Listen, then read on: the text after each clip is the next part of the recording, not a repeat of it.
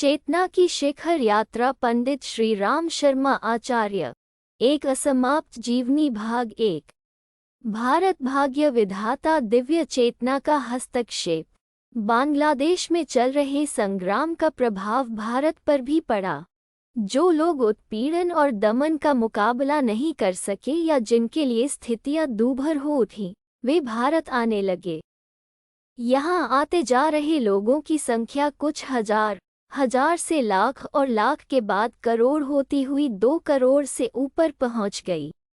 इतने लोगों की देखभाल का जिम्मा भारत सरकार को उठाना पड़ रहा था। साधन उन दिनों बेहद कम थे। उन्हें निचोड़कर और यहाँ के नागरिकों पर अतिरिक्त कर लगाकर किसी तरह शरणार्थियों की व्यवस्था की जा रही थी। पाकिस्तान को बांग्लादेश की जनता के उत्पीड़न से ही संतोष नहीं हुआ। अपनी राजनैतिक विवशताओं के चलते वहां के शासकों ने भारत पर युद्ध भी थोप दिया। पूर्वी और पश्चिमी सीमाओं पर जुलाई 1971 से ही दबाव बढ़ने लगा, जो कुछ ही सप्ताहों में युद्ध के रूप में बदल गया। महाशक्तियां भी उन दिनों जैसे पाकिस्तान के साथ थी। बांग्लादेश के लोगों का उत्पीड़न किसी को दिखाई नहीं दे रहा था। भारत पर बढ़ रहा दबाव भी अनदेखा किया जा रहा था। युद्ध आरंभ होने से पहले भारत ने विश्व जनमत का ध्यान खींचने की भरपूर चेष्टा की। प्रधानमंत्री और कैबिनेट के कई वरिष्ठ मंत्रियों ने Britain, America, France, Germany, Israel और अरब अमीरात देशों की यात्राएं की। वहां के शासकों को वस्तुस्थिति से अवगत कराया, लेकिन कोई अंतर नहीं पड़ा। किसी ने भी पाकिस्तान के शासकों को समझाने की कोशिश नहीं की। मौन रहकर या सैनिक सहायता भेजकर ये महाबली देश पाकिस्तान को ही बढ़ावा देते रहे। अक्टूबर 1971 में चीन संयुक्त राष्ट्र का सदस्य बना। संयुक्त राष्ट्र में पहुंच जाने के बाद बांग्लादेश और वहां से आ रहे शरणार्थियों के मामले में भारत की स्थिति और भी दयनीय होती गई। वो अलग थलग और अकेला पड़ने लगा। महाशक्तियों ने चेतावनी या धमकी दे डाली कि भारत ने कोई सामयिक पहल की तो वे उसे आक्रमणकारी घोषित कर देंगे और पाकिस्तान का साथ देंगे। यही नहीं, भारत को दी जाने वाली सभी सहायता भी बंद कर दी जाएंगी। भारत के सामने पड़ोसी पाकिस्तान के उद्धत आतंक या तांडव को सहन करने के सिवा कोई उपाय नहीं बचा था। सोवियत संघ के अलावा भारत के पक्ष में कोई नहीं था, लेकिन इस महादेश की भी अपनी विवशता थी। भौगोलिक दूरी और राजनैतिक विवशताओं के चलते वह चाहकर भी पहल नहीं कर सकता था। कुल मिलाकर भारत की स्थिति एकाकी, असहाय और निरीह हो गई थी। पूर्वी सीमाओं पर तो पाकिस्तान ने अघोषित जंग छेड़ ही रखी थी। दिसंबर का पहला सप्ताह शुरू हुआ ही था कि पश्चिमी सीमा पर भी हमला कर दिया गया। भारत के सामने उस आक्रमण का जवाब देने और युद्ध घोषित करने के सिवाय कोई चारा नहीं रह गया। युद्ध घोषित हुआ। पूर्वी और पश्चिमी सीमाओं पर घमासान छिड़ने लगा। 2-3 दिन में ही पाकिस्तानी सेना के पांव उखड़ने लगे। वह पीछे हटने लगी। बांग्लादेश के मोर्चे पर प्रतिपक्षी सेना का दबाव कम पड़ने लगा और भारतीय सेना आगे बढ़ती दिखाई दी। तो आक्रांता के साथ खड़े देशों ने पहल की पहल पाकिस्तान के पक्ष में ही थी। इस पहल का नेतृत्व अमेरिका कर रहा था। संयुक्त राष्ट्र की सुरक्षा परिषद में मामला ले जाने की तैयारियां की जाने लगीं। इन तैयारियों का उद्देश्य किसी देश पर नैतिक दबाव डालना ही होता है।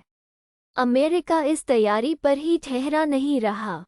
उसने सामरिक दबाव भी बढ़ाया और 7वें जहाजी बेड़े का रुख हिंद महासागर की ओर करने के आदेश दिए। उस समय तक यह संसार का सबसे बड़ा जहाजी बेड़ा था, जिस पर युद्धक विमान, प्रक्षेपास्त्र, विमान भेदी तोपें, हवा से हवा में मार करने वाली मिसाइलें और पर्याप्त गोला बारूद से लैस सैनिक टुकड़ियां थीं। सामर्थ्य की दृष्टि से 7वां बेड़ा इतना सक्षम था कि भारत पाक युद्ध की स्थिति उलट सकता था। तब भारत की नौसेना इतनी सक्षम नहीं थी कि बेड़े को ध्वस्त कर सके या उसके मुकाबले देर तक टिकी रह पाए। भारत पाक युद्ध ने घमासान रूप ले लिया तो निर्णय हफ्ते 10 दिन के भीतर ही हो जाना तय था। निर्णायक स्थितियां बन रही थीं, लेकिन सातवें बेड़े का मुंह हिंद महासागर की ओर होने के बाद स्थितियां दूसरा ही रुख ले रही थीं। रुख बदलती स्थितियों से न केवल भारत सरकार बल्कि बांग्लादेश की मुक्तिवाहिनी, वहां के नागरिकों और भारतीय जनमानस में भी चिंता की लहर दौड़ गई थी। अजीब सी भयावह स्तब्धता छाई जा रही थी। 5 दिसंबर 1971 तक यही समाचार आ रहे थे कि सातवां बेड़ा भारत की समुद्री सीमा के समीप आ गया है। ताज़ा बुलेटिनों में यह दूरी घटती ही सुनाई देती थी। आकाशवाणी के समाचार बुलेटिनों में सातवें बेड़ों की हलचलों के बारे में संपादित सूचनाएं प्रसारित की जाती थीं ताकि लोगों का मनोबल बना रहे। ब्रिटेन की प्रसारण agency British broadcasting corporation (BBC) के प्रसारणों में बेड़े के बारे में ज़्यादा जानकारियां होती थीं। 6 दिसंबर की रात और 7 दिसंबर की भोर तक बेड़े के भारतीय सीमा के करीब और करीब पहुंचने के समाचार आए। दिसंबर सन 1971 का 7वां तारीख सूर्य उदय होने के बाद की पहली खबर थी कि बेड़े ने अपना रुख बदल दिया है और वह भारतीय सीमा से दूर खिसकने लगा है। क्या हुआ? रातों रात स्थितियां कैसे बदल गई? कोई कूटनीतिक पहल नहीं, विश्व जनमत का कोई दबाव नहीं। अमेरिकी शासन व्यवस्था को बारीकी से समझने वाले बताते हैं कि इस स्तर पर पहुंचने के बाद वहां का सुरक्षा मुख्यालय पेंटागन अपना निर्णय कभी नहीं बदलता। जहाजी बेड़ा रवाना होने के बाद वापस लौटने का उदाहरण अमेरिकी इतिहास में एक भी नहीं है। सेनाओं के कूच करने, युद्ध की घोषणा होने और समर शुरू होने के बाद तुरंत वापसी या विराम होने की घटनाएं दूसरे देशों में भी नहीं घटी हैं। अमेरिकी प्रतिरक्षा मंत्रालय ने रातों रात निर्णय क्यों पलट दिया? युद्ध रोकने, बंद करने अथवा आक्रमण वापस लेने जैसे विलक्षण फैसले का अधिकार अमेरिकी राष्ट्रपति को ही है। तत्कालीन राष्ट्रपति रिचर्ड निक्सन के सामने अचानक ऐसी क्या विवशताएं आ गई कि उन्हें बेड़ा वापस बुलाने का निर्णय लेना पड़ा? अमेरिकी मामलों के विशेषज्ञ विश्लेषक इस प्रश्न का उत्तर आज तक नहीं ढूंढ पाए हैं। क्या कोई दैवीय हस्तक्षेप हुआ? श्रद्धालुजनों के मन में उस समय भी जिज्ञासा थी। राजनांदगांव, छत्तीसगढ़ के एक साधक मोहन देवांगन ने 7 दिसंबर 1971 की भोर एक सपना देखा कि अमेरिकी बेड़ा हिंद महासागर पाकर बंगाल की खाड़ी में प्रवेश कर रहा है, श्रीलंका की सीमा को घड़घड़ाता हुआ पार कर रहा है। गति क्षण प्रतिक्षण तेज होती जा रही है। कोई प्रत्यक्ष चिन्ह नहीं दिखाई दिया, लेकिन आभास हुआ कि समुद्र में ठीक उसी स्थान की सीध में पहुंचा जहां रामेश्वर सेतु बांधा गया था। उस जगह कुछ पत्थर तैरते हुए दिखाई दिए। पत्थरों पर राम नाम खुदा हुआ था।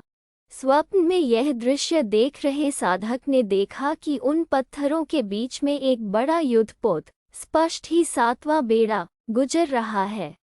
अचानक जैसे बिजली कौंधती है और समुद्र का सीना चीर कर एक हाथ मुट्ठी बांधे प्रकट होता है। पहले मुट्ठी बाहर आती है, फिर कलाई और कोहनी तक बाहर आते हुए हाथ की ऊंचाई आकाश छूने लगती है। मुट्ठी खुलते ही पंजा चौड़ा होता दिखाई देता है और धीरे से युद्धपोत को ढक लेता है। इस तरह ढक लेता है कि पोत का कोई भी हिस्सा दिखाई देना बंद हो जाता है। अगले ही क्षण स्थिति सामान्य हो जाती है। समुद्र शांत है। साधक इस दृश्य को देखते हुए अनुभव भी कर रहे थे कि हाथ की आकृति लाल मशाल थामे हुए हाथ जैसी है। शांति कुंज के अखंड दीप के सामने जप कर रही कुछ देव कन्याओं को भी इसी तरह की अनुभूति हुई थी। सातवें बेड़े के वापस जाने की खबर प्रसारित होने से पहले वंदनीय माताजी ने प्रणाम के लिए आए साधकों से कहा था, अब खतरा टल गया है। इस युद्ध में भारत की जीत सुनिश्चित है। दुनिया की कोई भी शक्ति उसे परास्त नहीं कर सकती। युद्ध समाप्त होने के बाद देखना, भारत दिनों दिन प्रगति करेगा। उसे विश्व का मार्गदर्शन करने का दायित्व निभाना है और जल्दी ही वो इस योग्य हो जाएगा। अनेक साधकों को दिखाई दिए स्वप्न, आभास और अनुभूतियों के 10 दिन बाद युद्ध समाप्त हो चुका था और भारत ने अपने आप को सिद्ध कर दिखाया था कि वो सत्य और न्याय के मार्ग पर है। भौतिक दृष्टि से प्रत्यक्ष समर्थ नहीं दिखाई देते हुए भी वो दुनिया भर के अनुचित अवांछनीय विरोध का सामना करने में सक्षम है। उसे पराभूत करना अब किसी के वश में नहीं है। विजय के बाद भारत ने शक्ति, साधना और सिद्धि के क्षेत्र में दिनों दिन प्रगति की है।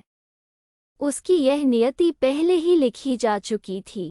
भारत के पहले प्रधानमंत्री जवाहरलाल नेहरू ने 15 अगस्त 1947 के अपने प्रसिद्ध भाषण में जिसे नियति से साक्षात्कार घोषित किया था, वो नियति भी वर्षों पहले अंकित हो गई थी, लेकिन उसके अक्षर जिस समय उभरते दिखाई देने लगे थे, वो सन 1911 का